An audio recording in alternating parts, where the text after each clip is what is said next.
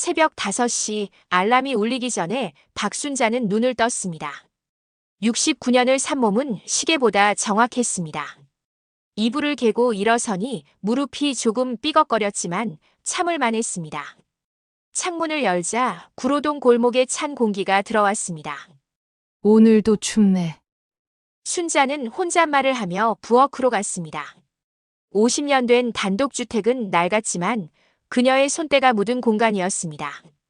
도마 위에 물을 올려놓고 칼을 들었습니다. 사각사각 칼질 소리가 고요한 새벽을 채웠습니다. 6시 냄비에 멸치 육수가 끓기 시작했습니다. 순자는 된장을 풀고 두부를 썰었습니다. 김치찌개 냄새가 집안을 가득 채웠습니다. 혼자 먹기엔 많았지만 순자는 늘 이렇게 요리했습니다. 남은 건 냉장고에 넣어뒀다가 딸에게 갖다 주곤 했습니다. 식탁에 앉아 밥을 먹는데 핸드폰이 울렸습니다.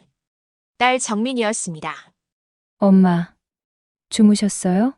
아니, 밥 먹고 있어. 너는? 저 지금 출근 준비 중이에요. 엄마, 오늘 저녁에 집에 갈게요. 할 얘기가 있어서요. 순자는 숟가락을 멈췄습니다. 딸의 목소리가 평소보다 밝았습니다. 너무 밝았습니다. 무언가 부탁할 일이 있을 때 정민은 늘 이런 목소리를 냈습니다. 그래, 알았어. 반찬 좀 해놓을게. 전화를 끊고 순자는 창밖을 봤습니다. 골목 건너편 슈퍼마켓에 불이 켜지고 할머니 한 분이 빗자루를 들고 나왔습니다. 평범한 아침이었습니다. 하지만 순자의 가슴 한편이 묘하게 무거웠습니다. 저녁 6시 초인종이 울렸습니다. 정민이 남편 도현과 함께 왔습니다. 순자는 식탁에 반찬을 가득 차려놓았습니다. 고등어 조림, 시금치 나물, 깍두기, 된장찌개. 정민이 좋아하던 것들이었습니다. 엄마, 이렇게 많이 준비하셨어요? 정민은 웃으며 앉았습니다. 도현도 인사를 하고 자리를 잡았습니다. 순자는 그들의 얼굴을 보며 밥을 떴습니다. 딸의 얼굴엔 화장기가 짙었고 사위는 어딘가 피곤해 보였습니다. 엄마, 요즘 어떻게 지내세요? 뭐, 그냥 그렇지. 너희는? 저희요? 저희는 좀 바빠요. 도연 씨가 회사 일이 많아서요. 순자는 고개를 끄덕였습니다. 밥을 먹는 동안 대화는 끊겼습니다. 숟가락 부딪는 소리만 식탁 위를 맴돌았습니다. 순자는 딸의 손을 봤습니다. 예전엔 거칠었던 손이 이젠 매끈했습니다. 순자 자신의 손은 여전히 주름투성이었습니다. 식사가 끝나고 정민이 가방에서 봉투를 꺼냈습니다. 엄마, 이거요? 순자는 봉투를 받아 열었습니다. 안에는 비행기표와 호텔 예약증이 들어있었습니다. 제주도행 5일 일정. 엄마, 칠순이잖아요. 저희가 선물하고 싶었어요. 제주도 바람 좀 쐬고 오세요. 순자는 잠시 말이 없었습니다. 그러다 천천히 물었습니다. 너희가 같이 가는 거야? 아니요. 저희는 일이 있어서 엄마 혼자 다녀오세요. 요즘 혼자 여행하는 분들 많대요. 정민의 목소리는 여전히 밝았습니다. 너무 밝았습니다. 순자는 비행기 표를 내려다봤습니다. 출발일은 이틀 뒤였습니다. 갑자기 왜 이래? 나 여행 같은 거 안 좋아하는 거 알잖아. 엄마, 그냥 한번 쉬세요. 평생 일만 하셨잖아요. 저희 마음이에요. 도현도 거들었습니다. 어머님, 제주도 정말 좋아요. 바다 보시면 마음도 편해지실 거예요. 순자는 두 사람을 번갈아 봤습니다. 딸의 눈빛엔 간절함이 있었습니다.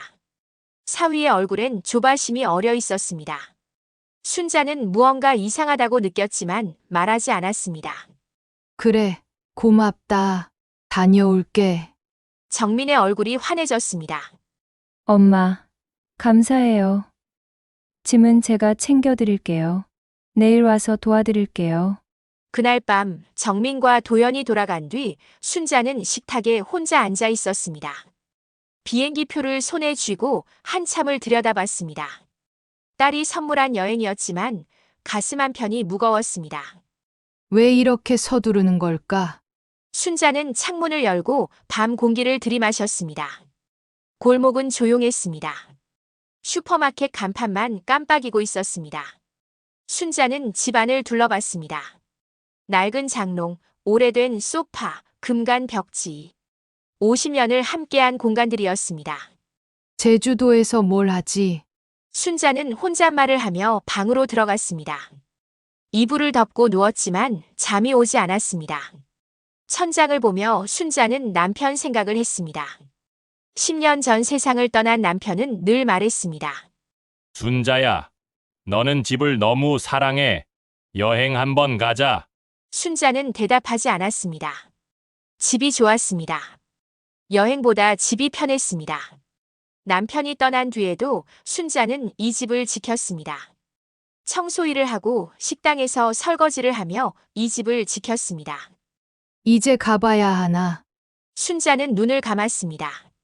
어둠 속에서 딸의 얼굴이 떠올랐습니다. 어렸을 때 정민은 순자의 품에서 잠들곤 했습니다. 지금은 그 아이가 어른이 되어 순자를 여행 보내려 했습니다.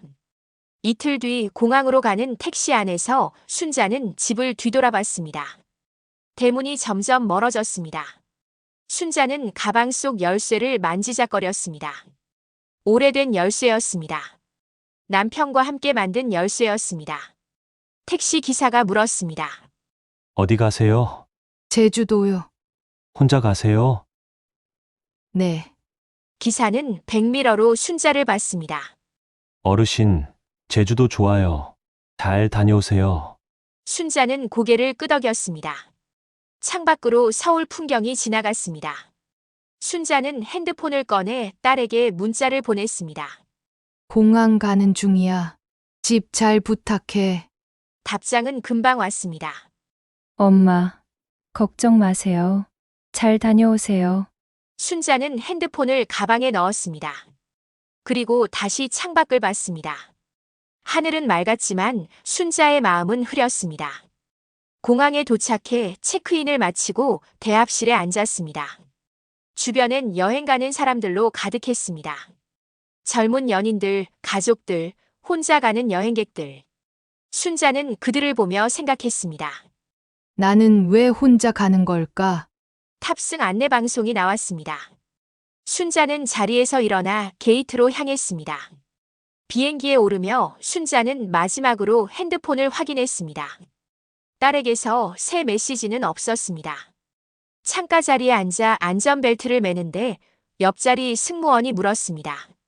혹시 도움 필요하세요? 아니요. 괜찮아요. 비행기가 이륙했습니다. 순자는 창밖을 봤습니다. 서울이 점점 작아졌습니다. 구로동도 어딘가 저 아래 있었습니다. 순자는 가슴에 손을 얹었습니다. 심장이 빠르게 뛰었습니다. 5일이면 돌아오지. 순자는 눈을 감았습니다. 비행기는 구름 위로 올라갔습니다. 순자의 마음속엔 여전히 집이 있었습니다. 50년 된 집, 낡은 대문, 금간 벽지. 그곳이 순자의 전부였습니다.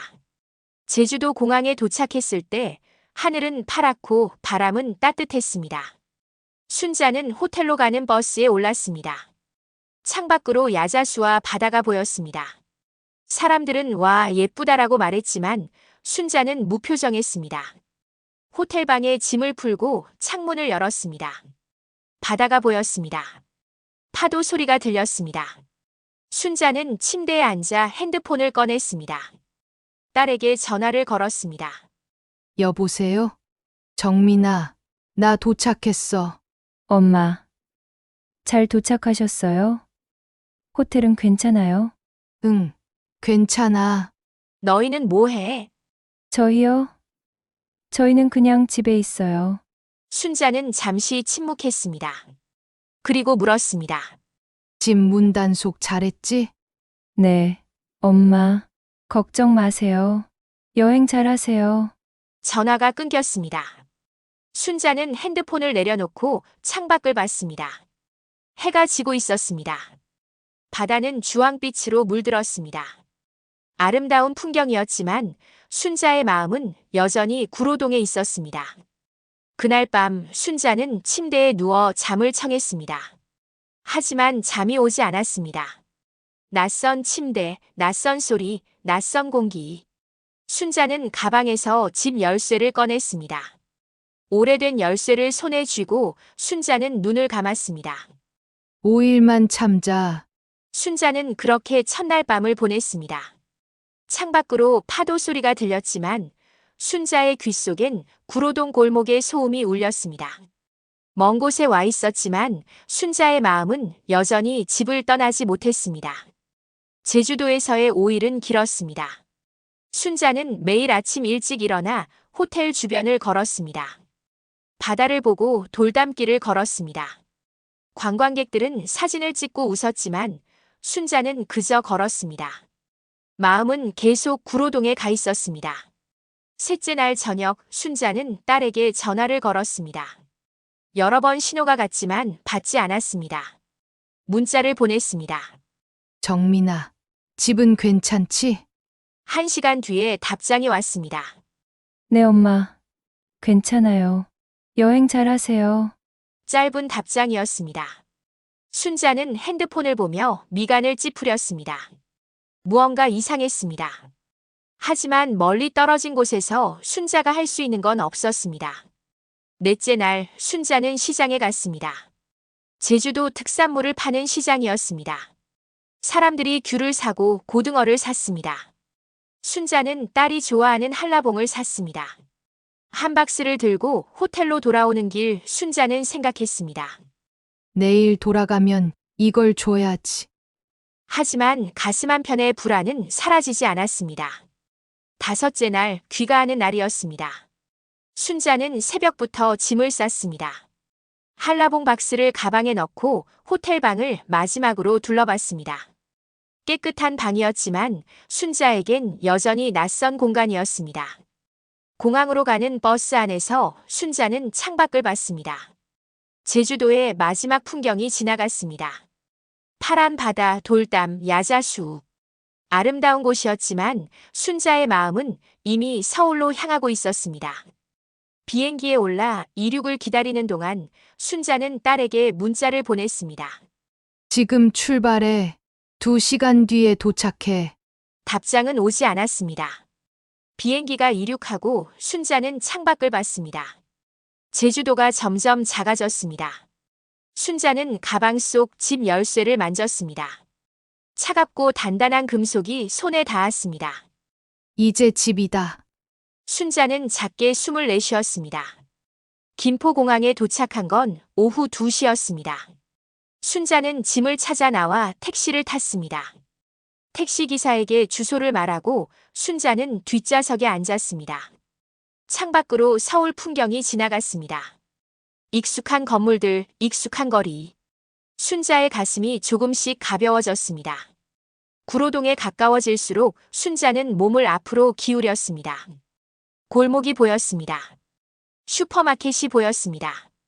그리고 집이 보였습니다. 아니, 집이 있어야 할 곳이 보였습니다.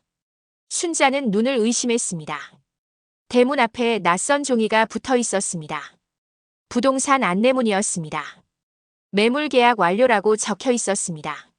순자는 택시에서 내렸습니다. 기사가 물었습니다. 여기 맞아요? 순자는 대답하지 못했습니다. 그저 지갑에서 돈을 꺼내 건넸습니다.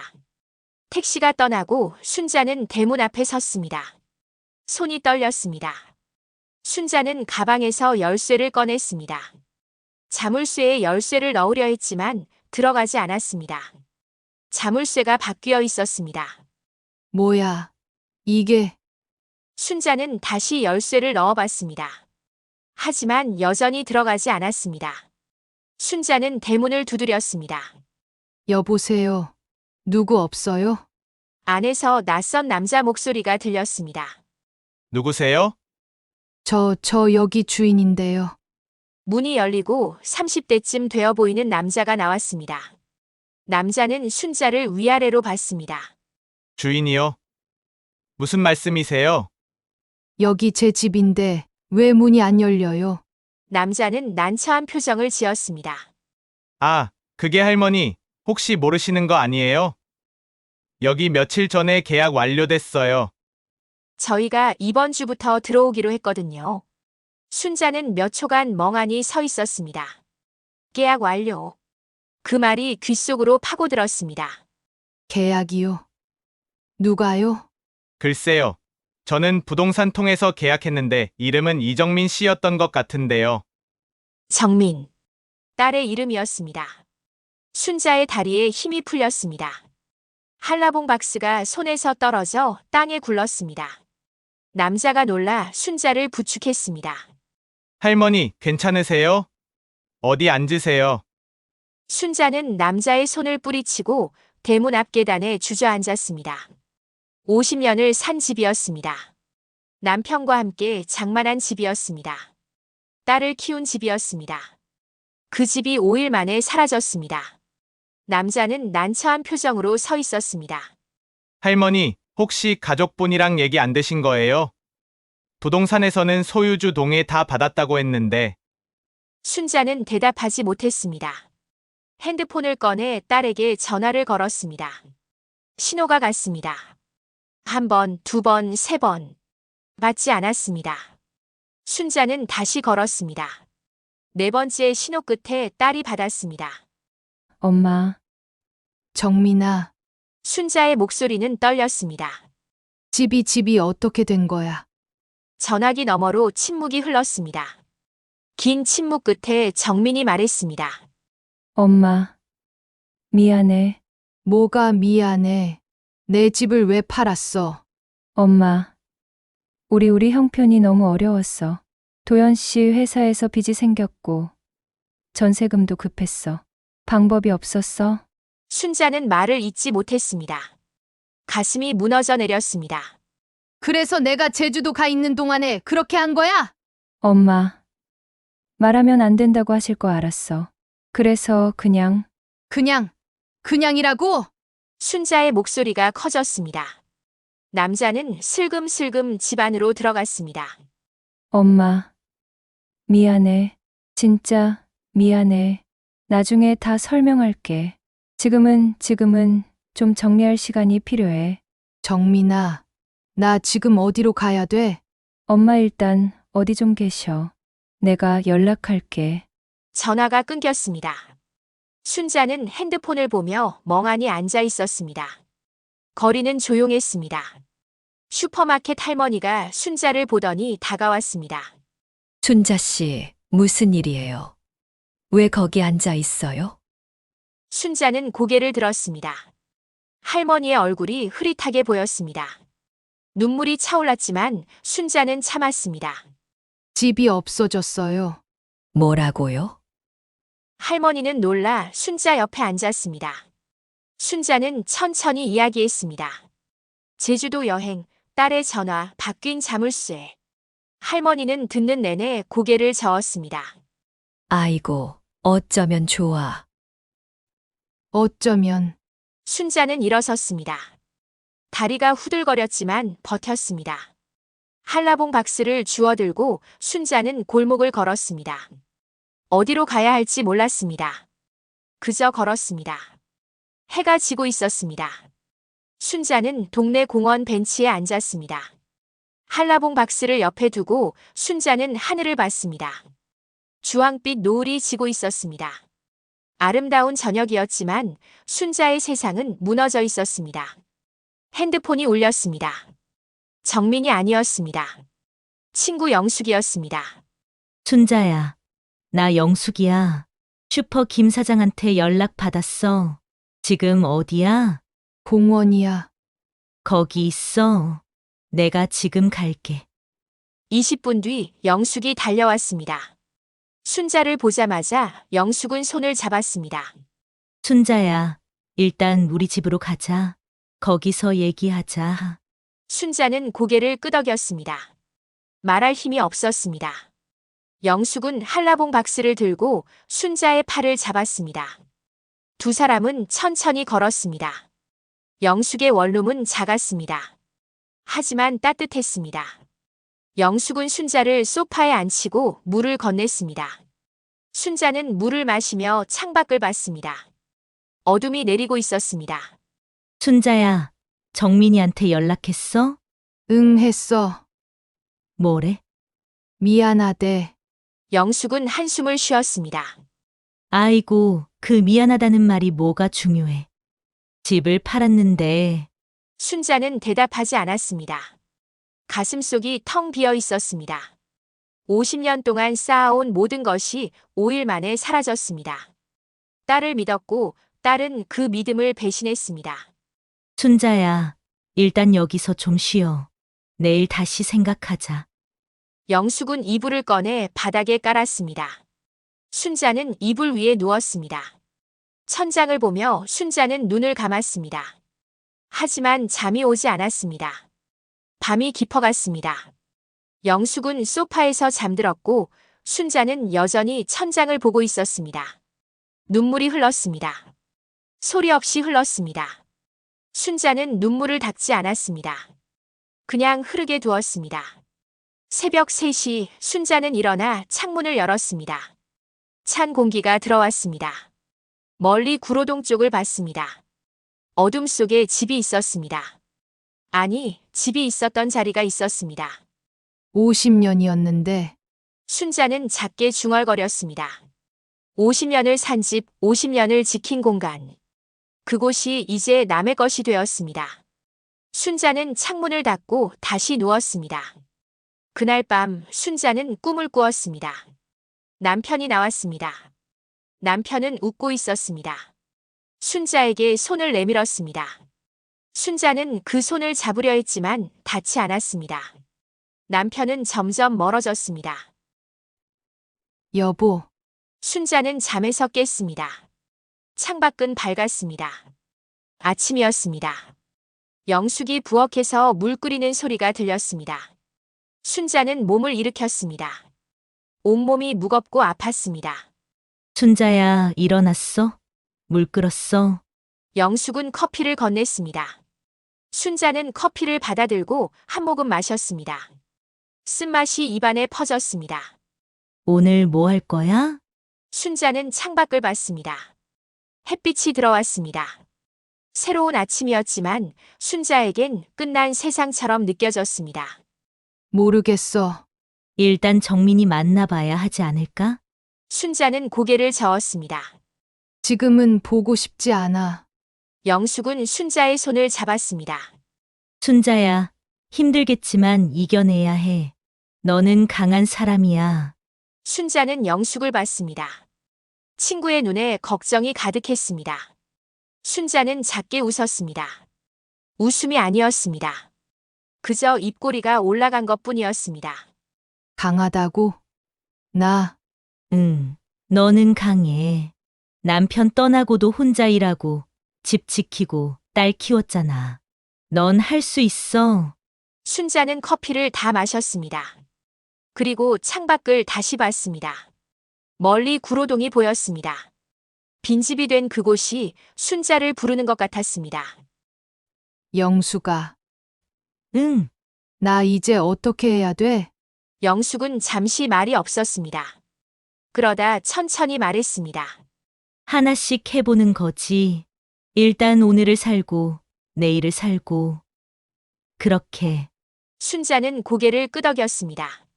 하나씩 오늘을, 내일을. 순자는 빈 커피잔을 내려놓았습니다. 손이 떨렸지만 잔은 깨지지 않았습니다. 창밖으로 세상은 여전히 돌아가고 있었습니다. 사람들은 걷고 차들은 지나가고 새들은 날았습니다. 하지만 순자의 세상은 멈춰 있었습니다. 빈집 앞에서 그 순간에 영숙의 원룸에서 일주일이 지났습니다.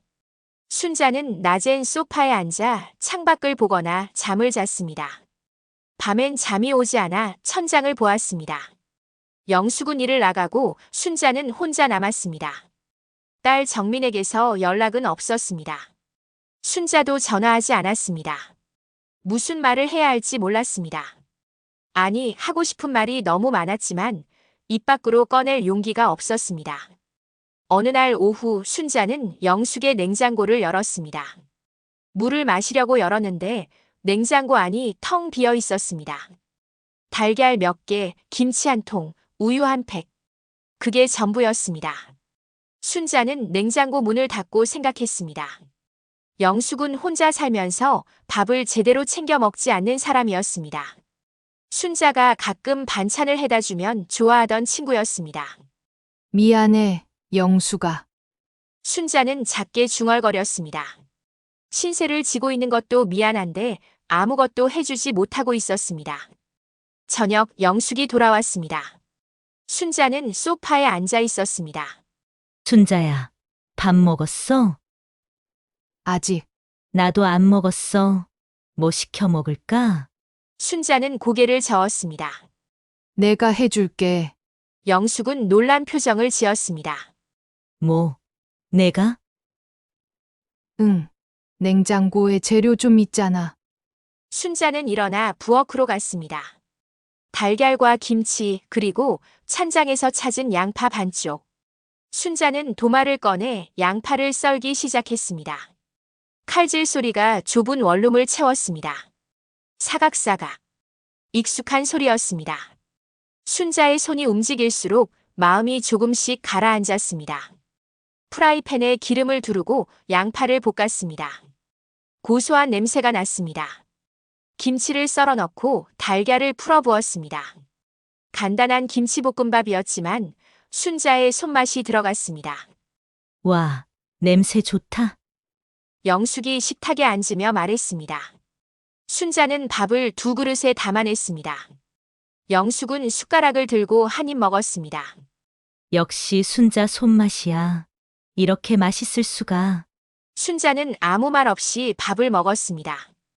입에서 맛이 느껴졌습니다. 일주일 만에 처음으로 제대로 먹는 밥이었습니다. 밥을 다 먹고 영숙이 설거지를 하는 동안 순자는 냉장고를 다시 열었습니다. 텅 빈 칸들이 눈에 들어왔습니다. 순자는 생각했습니다. 예전엔 이 냉장고가 반찬통으로 가득했었다고. 딸에게 싸주던 반찬들로. 밤이 깊었습니다. 영숙은 잠들었고 순자는 잠이 오지 않아 일어나 부엌으로 갔습니다. 냉장고를 열고 남은 김치를 꺼냈습니다. 작은 접시에 담아 식탁에 앉았습니다. 김치를 한 입 베어 물었습니다. 아삭한 소리가 고요한 밤을 깼습니다. 순자는 눈을 감았습니다. 김치 맛에서 기억이 떠올랐습니다. 정민이 어렸을 때 순자는 매일 김치를 썰어 도시락에 넣어줬습니다. 정민은 늘 투덜거렸습니다.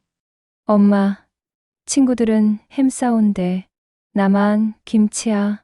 하지만 도시락은 늘 깨끗하게 비워져 돌아왔습니다. 고등학교 때 정민은 늦게까지 공부했습니다. 순자는 밤참으로 라면을 끓여줬습니다. 김치를 송송 썰어 넣고 달걀을 하나 풀어 넣었습니다. 정민은 후루룩 먹으며 말했습니다. 엄마, 맛있다. 결혼하고 나서도 순자는 매주 반찬을 해서 딸네 집에 갖다 줬습니다. 멸치볶음, 시금치나물, 고등어 조림. 정민은 받으며 말했습니다. 엄마, 고마워.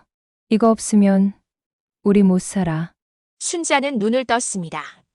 김치 접시를 보며 생각했습니다. 그 모든 반찬들이 결국 어디로 갔을까? 딸의 마음속에 남아있을까? 아니면 쓰레기통으로 버려졌을까? 내가 바보였나? 순자는 작게 중얼거렸습니다. 그때 영숙이 일어났습니다. 화장실에 갔다가 나오며 순자를 봤습니다. 순자야, 또 잠 안 와? 응. 영숙은 순자 옆에 앉았습니다. 김치 접시를 보더니 말했습니다. 이 김치 내가 담근 거야? 아니, 슈퍼에서 산 거. 그래도 맛있네. 근데 순자야, 응. 영숙은 잠시 망설이다 말했습니다. 너 요즘 매일 이렇게 밤에 일어나서 뭔가 먹잖아. 낮엔 아무것도 안 먹고. 순자는 대답하지 않았습니다. 순자야, 나 생각이 하나 있어. 무슨, 영숙은 순자를 똑바로 봤습니다. 너 반찬 팔아보는 거 어때? 순자는 고개를 들었습니다. 반찬? 응. 너 손맛 장난 아니잖아. 오늘 저녁에 내가 만든 김치볶음밥도 진짜 맛있었어. 시장 가면 반찬 파는 사람들 많잖아. 너도 해봐. 순자는 고개를 저었습니다. 나 같은 사람이 무슨 무슨 나 같은 사람? 순자야, 너 평생 일했잖아. 청소하고, 식당에서 일하고. 이번엔 내 요리로 돈 벌어봐. 순자는 김치를 보며 생각했습니다. 반찬을 판다. 자기 손맛을 판다.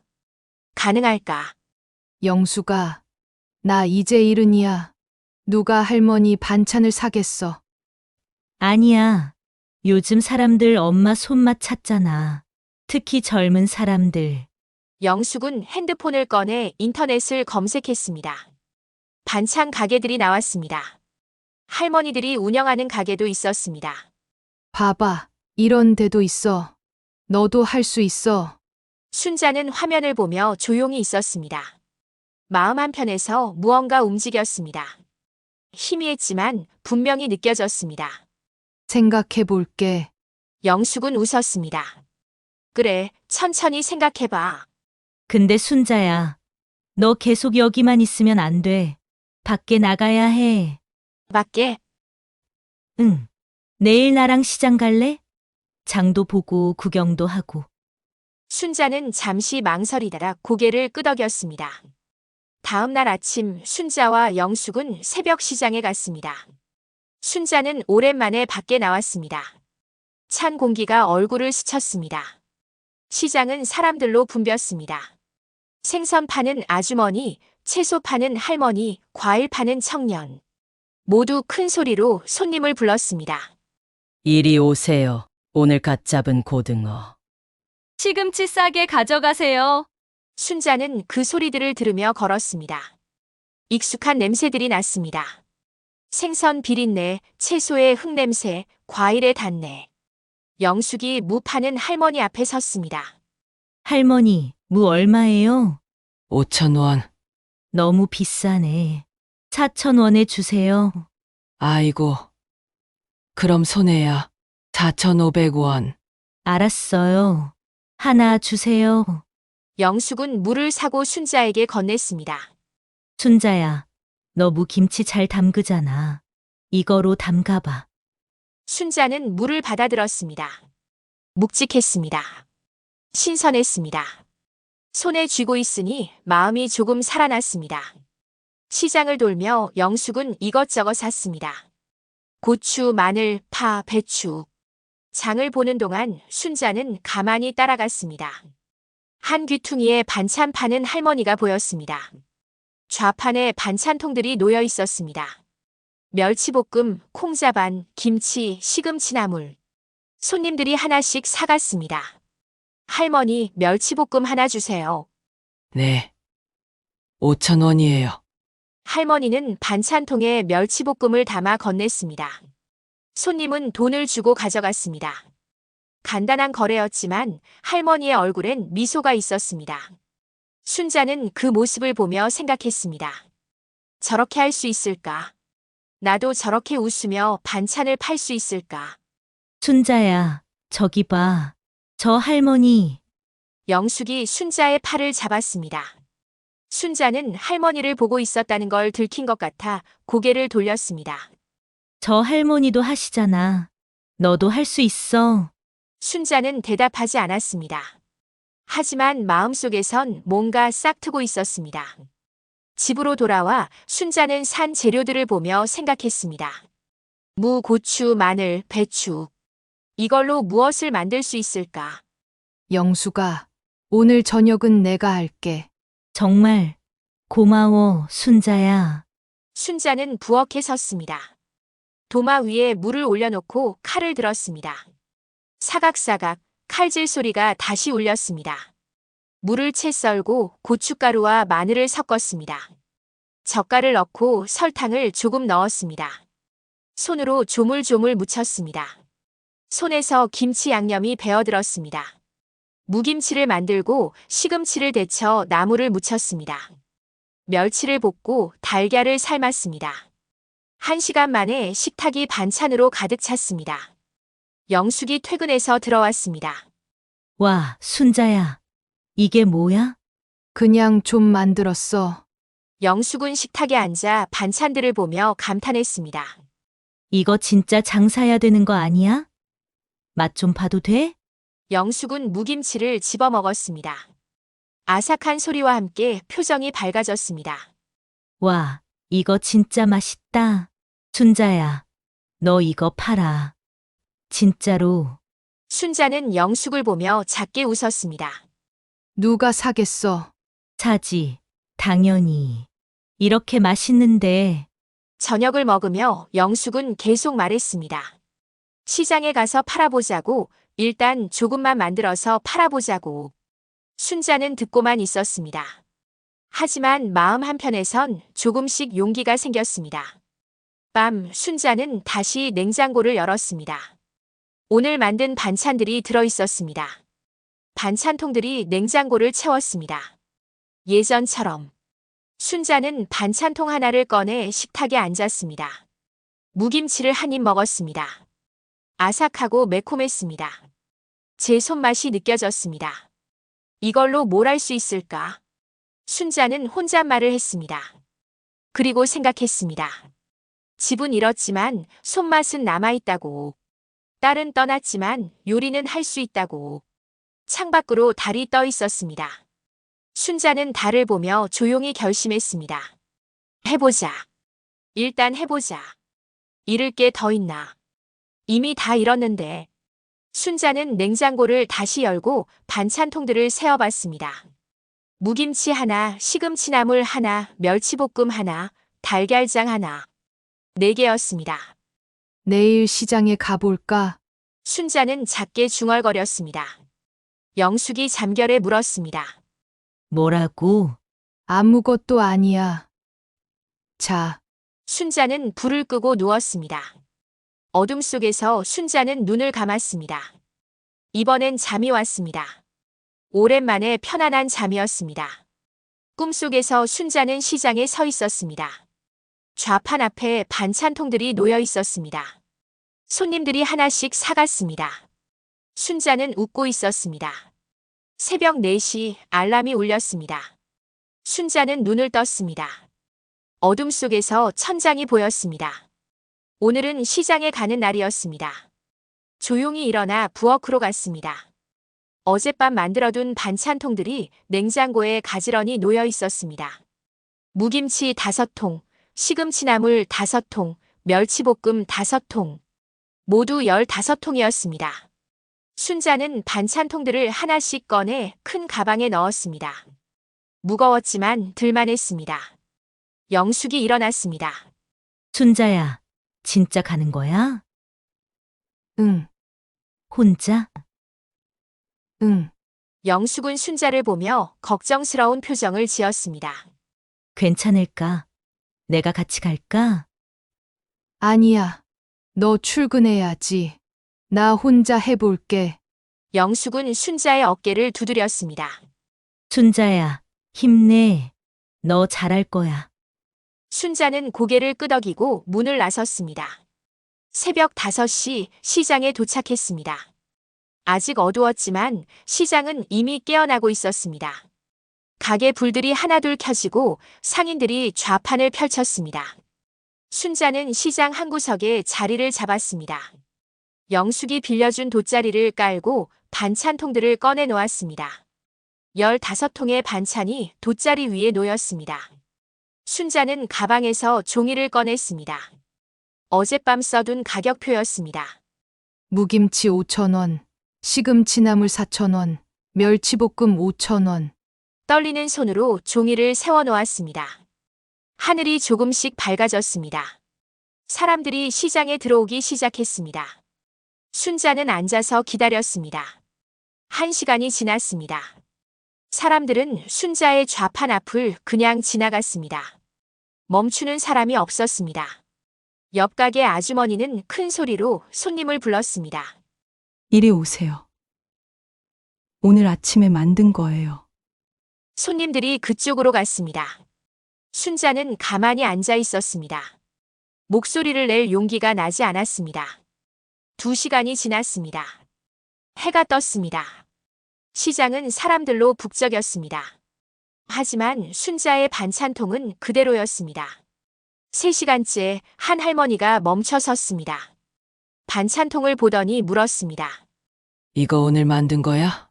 네, 얼마야? 5,000원이요. 할머니는 고개를 저었습니다. 비싸네. 옆집은 4,000원인데. 그리고 가버렸습니다. 순자는 가격표를 보며 생각했습니다. 너무 비싼가. 4시간째 젊은 여자가 왔습니다. 무김치를 보더니 물었습니다. 시식 가능해요? 순자는 당황했습니다. 시식용을 준비하지 않았습니다. 죄송해요. 준비가 안 돼 있어서. 여자는 아쉬운 표정으로 갔습니다. 순자는 한숨을 쉬었습니다. 5시간이 지났을 때 순자는 지쳐 있었습니다. 반찬통은 하나도 팔리지 않았습니다. 다른 가게들은 다 팔고 정리하고 있었습니다. 할머니, 오늘 안 팔렸어요? 옆 가게 아주머니가 물었습니다. 순자는 고개를 끄덕였습니다. 처음이라 그래요.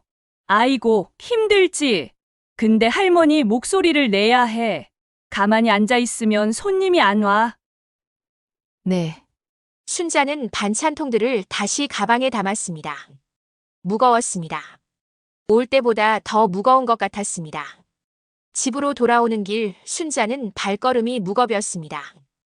영숙의 원룸 앞에 섰습니다. 문을 열고 들어가니 영숙이 있었습니다. 순자야, 어떻게 됐어? 순자는 고개를 저었습니다. 하나도 못 팔았어. 영숙은 순자를 안아줬습니다. 괜찮아. 첫날이잖아. 내일 다시 해봐. 순자는 대답하지 않았습니다. 냉장고에 반찬통들을 다시 넣으며 생각했습니다. 내일도 이럴까? 모레도 이럴까? 둘째 날 순자는 다시 시장에 갔습니다. 이번엔 시식용을 준비했습니다. 작은 접시에 무김치를 조금씩 담아 놓았습니다. 무김치 드셔보세요. 순자는 작은 목소리로 말했습니다. 지나가던 아주머니 한 명이 멈춰 섰습니다. 시식용을 먹어보더니 고개를 끄덕였습니다. 맛있네. 하나 살게요. 순자는 반찬통을 건넸습니다. 돈을 받았습니다. 5,000원. 첫 매출이었습니다. 감사합니다. 순자는 고개를 숙였습니다. 아주머니는 웃으며 갔습니다. 순자는 손에 든 5,000원을 보며 눈물이 났습니다. 그날은 3통을 팔았습니다. 집에 돌아와 영숙에게 말했습니다. 3통 팔았어. 영숙은 박수를 쳤습니다. 봐봐, 팔렸잖아. 내일은 더 팔릴 거야. 셋째 날 순자는 더 일찍 일어나 반찬을 만들었습니다. 이번엔 20통을 준비했습니다. 시장에 나가 목소리를 조금 더 높였습니다. 무김치 드셔보세요. 시금치나물도 있어요. 사람들이 하나둘 멈춰 섰습니다. 시식을 해보고 사가는 사람들이 생겼습니다. 그날은 7통을 팔았습니다. 넷째 날 10통을 팔았습니다. 5째 날 처음으로 단골이 생겼습니다. 전날 무김치를 산 아주머니였습니다. 할머니, 어제 산 김치 정말 맛있었어요. 오늘도 하나 주세요. 감사합니다. 할머니, 혹시 다른 반찬도 만드실 수 있어요? 네. 뭐가 필요하세요? 고등어 조림이요. 저희 애가 그거 좋아해요. 순자는 고개를 끄덕였습니다. 내일 가져올게요. 일주일이 지났습니다. 순자는 매일 새벽에 일어나 반찬을 만들었습니다. 시장에 나가 팔았습니다. 단골이 조금씩 늘었습니다. 할머니, 이거 엄마 손맛이에요. 젊은 직장인 남자가 말했습니다. 순자는 그 말에 가슴이 따뜻해졌습니다. 감사합니다.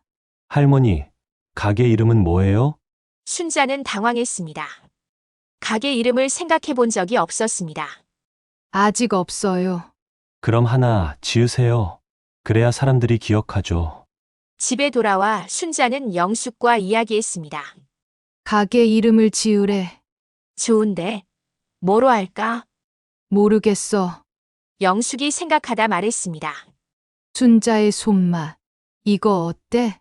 순자는 그 이름을 되뇌었습니다. 순자의 손맛. 나쁘지 않았습니다. 그걸로 할까? 다음 날 순자는 종이에 크게 썼습니다. 순자의 손맛.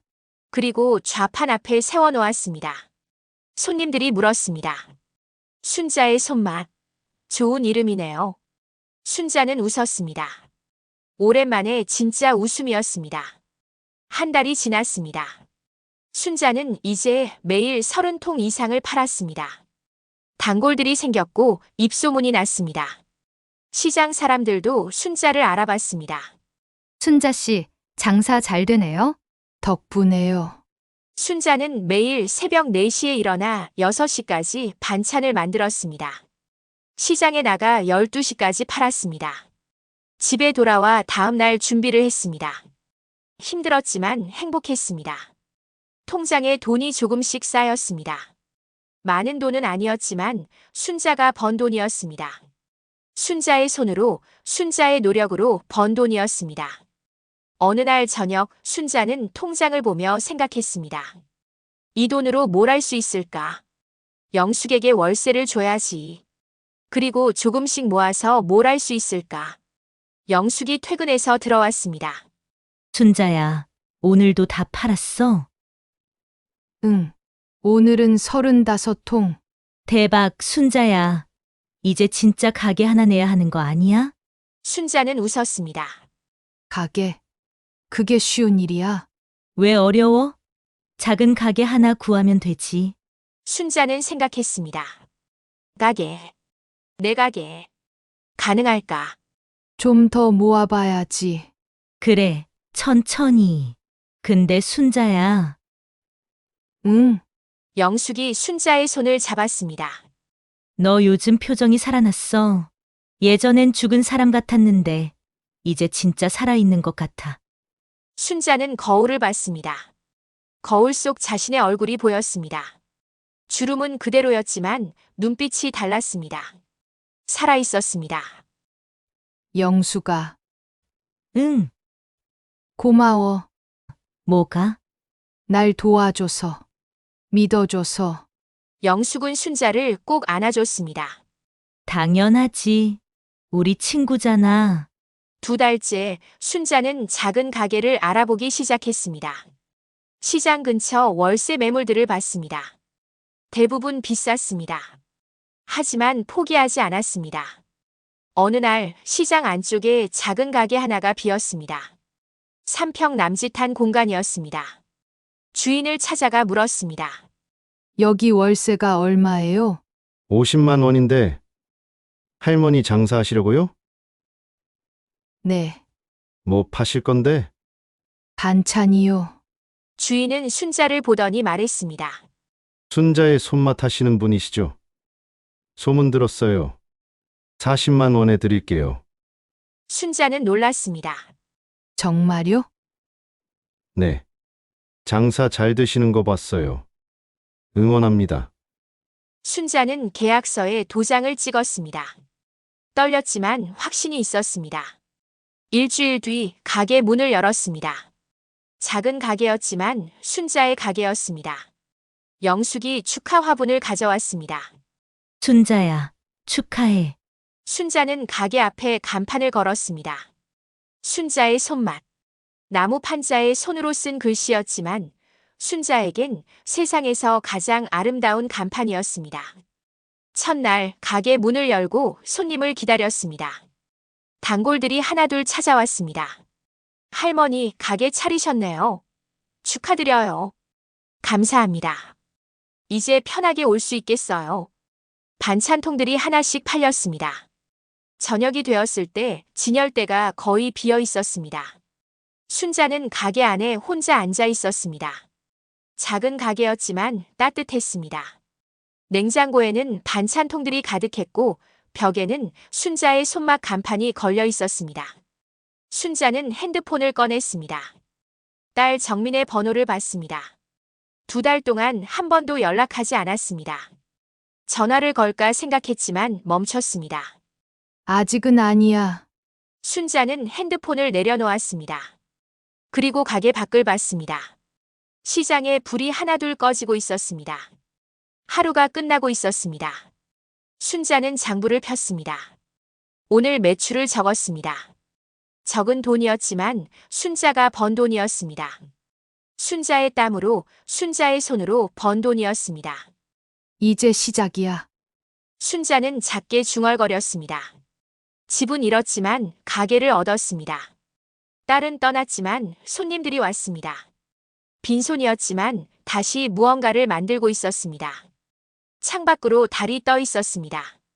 순자는 달을 보며 생각했습니다. 남편이 보고 있을까? 이 모습을, 이렇게 다시 일어선 모습을. 여보, 나 괜찮아. 이제 순자는 작게 속삭였습니다. 그리고 불을 끄고 가게 문을 닫았습니다. 집으로 가는 길 순자의 발걸음은 가벼웠습니다.